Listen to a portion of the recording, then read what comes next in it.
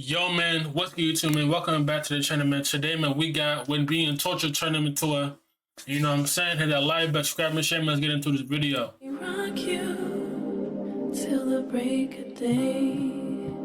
Dance with me.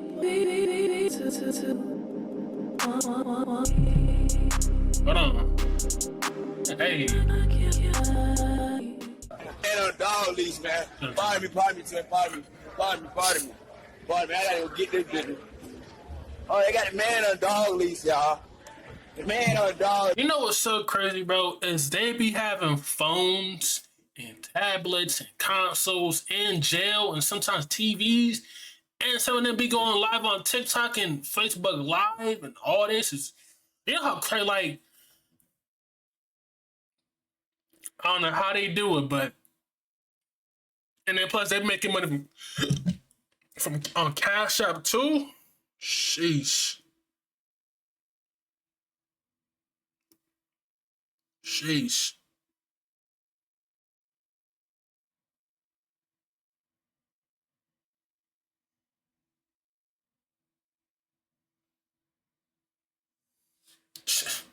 I'm just saying, but that's crazy how like it's crazy.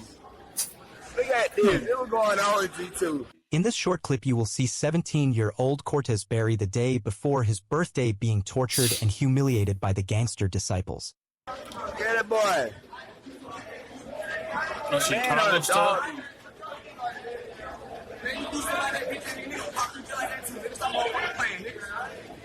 What the?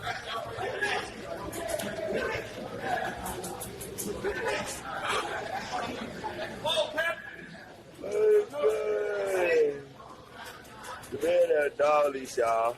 Is he from like a rival set, or is he just like an innocent kid that did something stupid and he probably regrets it? Is he like one of them ops, whatever they say, ops? Is that the case, or is just like they just doing it just because he's 17 or something like that? The man on a dog leash.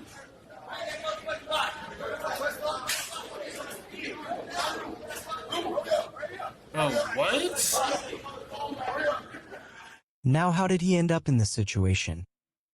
Cortez Berry was 14 years old when he was arrested in connection with an 2011 armed robbery in Augusta, Georgia, in which two victims said four males approached them with firearms and demanded money. The suspect Told you something he probably did. He was in 2011, so that's probably a long time ago. Okay, so this probably just something he did and probably just one regrets. person in the back of the head stole the 14 probably had no guidance. You know what I'm saying? At the end of the day, it just leads on the parents to guide your kid. Now, sometimes the parents do a good job, but sometimes it lays on their kids for who they hang out with, because who you hang out with is going to be who you become. You know what I'm saying? If you hang out with people that are smart and school-wise and books, you're going to be just like them. If you're hanging out with people that be in the streets, you know what I'm saying, throwing up gang signs and repping their set, that's who you're going to become. Feel me? The keys to a Ford F-150 and fled in the stolen pickup. Berry was charged with aggravated assault, theft of a motor vehicle, and robbery, but was sentenced to probation in juvenile court. But Berry's probation was revoked in November 2013 at age 16 for violating probation when he was arrested on burglary charges, and he was sent to prison for 8 years, 7 months, and 26 days. He was first sent to Augusta Youth Development Camp. So 8 years? If I'm watching this, he should be out already. Right? Should be out already, so hopefully he's still alive. Let's see, man. And was transferred to the medium security correctional facility. If they said 8 years, then he probably would have been out by now. When he turned 17. Department of Corrections statistics indicate in comparison to other Georgia prisons, Burress does not raise flags. The facility, which held 86 juveniles and reported no serious injuries or incidents the last fiscal year and confiscated just 31 cell phones. NBC News reported that more than 13,500 phones were confiscated in Georgia's prison system in 2014, which amounts to about a cell phone for every 5 prisoners. Cell phones are often used to commit and plan crimes outside of prison, but also to incite violence and to extort family members who are incarcerated. Prison officials have installed equipment to scan visitors for cell phones and other electronics. But most of the time the guards are the ones smuggling the contraband into the prisons in exchange for cash or sex.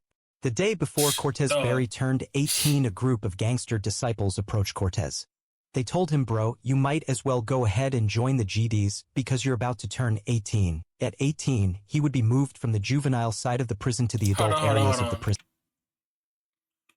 Don't tell me all this is because he probably refused to join the GDs. Do not tell me they did all this because he refused to join GD. Don't tell me, please do not tell me it's going to be one of these type of videos when he, never mind. As soon as I talk about it, he just said he refused to join. Then 7 to 8 boys jumped on him, savagely beat him and choked him until he was unconscious. Before posting the viral photo of Cortez showed being held captive.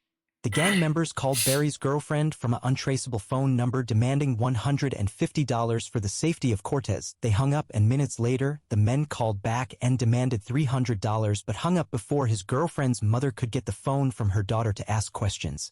Shortly after the calls, the girlfriend found the cell phone photo on Facebook of Barry beaten and being held captive in a cell.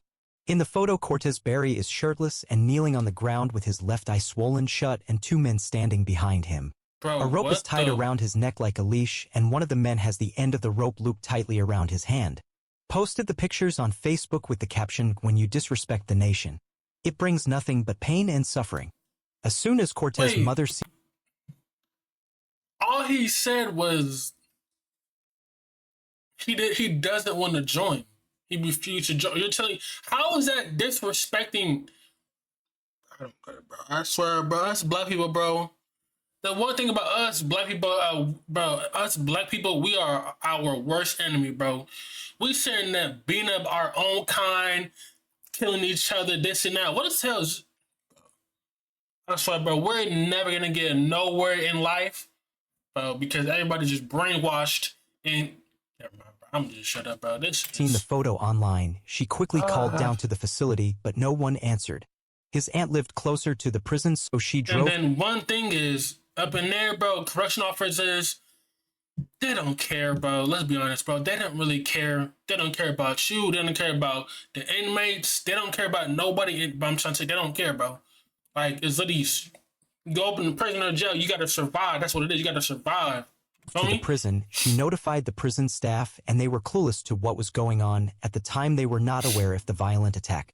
He was attacked and beaten at 3 p.m., and the prison guards did not check up on him until 9 p.m. The prison guards had no clue what had happened to Cortez, and when the prison staff found out about the situation, Cortez was separated and put into protective custody, and both of the men standing behind Cortez in the photo were transferred to another prison. The family of Barry sent the photo to the local Augusta radio station, and when the radio station posted the photo on their Facebook page, the post instantly blew up, and it brought a lot of heat to the prison, and they were forced to release a statement regarding the incident. After the incident, the 2 prison guards I'm trying to tell you, bro, they don't care, bro. Like, come on, bro, they know what be happening up in there, but they just don't care. And like somebody from the outside finds out and makes it viral, then that's when they care, because they're trying to, you know what I'm saying? I'm trying to tell you, all these jails and prisons don't care about you. You get tortured, they don't care. They don't care. I promise you they don't care, bro. On duty during the attack resigned, and Barry was transferred to Smith State Prison located in Glenville, Georgia. Smith State is a level 5 high-max prison, which is one of the worst and deadliest facilities that house the most vicious and savage criminals. Smith State has seen more homicides in the past 5 years than any other in the system. Cortez's mother believes the prison staff sent her son to a more dangerous prison in retaliation to her talking to the media and bringing heat to the prison. The firing and arrest of the prison's warden is just the latest development in an ongoing investigation that has covered prison contraband, corruption, and even murder. The Georgia Bureau of Investigation announced they'd arrested Brian Adams on charges of racketeering, bribery, false statements, and violation of oath of office. The arrest comes during an investigation of contraband coming into the prison. The prison is also at the center of a 2021 murder investigation. Investigators say suspects, including a Smith State inmate, plan to murder a prison corrections officer to hide the contraband. Instead, they killed one of the officer's neighbors, Bobby Kicklighter. A Georgia correction officer is dead after an inmate attacked him with a homemade shank. Now, the Georgia Department of Corrections announced today that a correction officer, Robert Clark, was killed at Smith State Prison. Smith State Prison is just, unfortunately, to all your correction officers, I don't know how y'all do it, bro. If you work in the prison system, stay safe, bro, because I don't know how y'all work as a correction officer, but ain't no way, bro. That's literally like playing with your life right there because you just never know. You just never know what can happen. You know what I'm saying? You just never know. Worst ones that we're seeing right now. Since the start of the year, the Georgia Department of Corrections says there have been at least 5 homicides at this prison alone. Cortez was finally released from prison May 15, 2020, at the age of 23. But unfortunately, 6 months after his release, Cortez and 2 other men, 18-year-old Kazari Middleton and 18-year-old Marquise Harris, were creeping one afternoon when they rode past Johnson's Beauty and Barber Salon on Eve Street. Marquise Harris was the driver. He stayed in the car, while Cortez and Kazari walked into the barbershop, both armed with a .45 and a .38 caliber handgun. At the time, barber Mickal Freeman and his client Wyman Scott were in the shop when Cortez and Kazari attempted to rob both men and ended up shooting both men one time, and the victims instantly died from being shot. The suspects fled. A local witness that called 911 reported that they heard 5 gunshots and watched a He was released in 2020 and went back. silver car that pulled off and was able to provide the license plate number. The car was eventually pulled over with Cortez Berry not inside. Police found a .38 caliber handgun under the seat where Middleton was sitting. The weapon, which had been reported stolen a week before the killings, both Kazari and Marquise were arrested and charged with 2 counts of murder, 2 counts of criminal attempt armed robbery, and 2 counts of possession of a firearm during Just ruin your life. Yeah, have fun in jail. the Have fun in commission of a prison. crime. You're not getting out. Middleton had a prior arrest history as a juvenile for burglary. His defense attorney asked the judge to consider bond because he held a steady job since he was 15 years old. Middleton was also signed up for the Army and was expected to begin basic training soon, but both suspects were denied bond and remain in jail. Cortez had been on the run until he was caught a few months later in January of 2021. He was charged with 2 counts of murder, felony criminal attempt armed robbery, possession of a firearm during a crime, and parole violation. While Middleton and Berry denied any involvement in the killings, Harris told investigators the barbershop robbery was Berry's idea. Harris said he was driving and waiting outside in the car while Berry and Middleton went inside. He heard several gunshots, then Berry and Middleton came out, got into the car, and he drove off. All 3 suspects remain in the Richmond County Jail waiting for trial and sentencing. They possibly all face a sentence of life without the possibility of parole. Just ruin your life, bro. Stay. Oh, goodness. Wow. I thought it was going to be one of these videos when he did some positive, turned his life around positive, but he went back and about to start life in jail. Told you, we are our own worst enemies, killing each other. I'm trying to say, we never gonna get nowhere unless we change and do better for ourselves and the youth, but that's never gonna happen, you know what I'm saying? Because people want to throw up their set, throw up their gang and this and that, get back, you know what I'm saying? It is what it is, bro. It is what it is.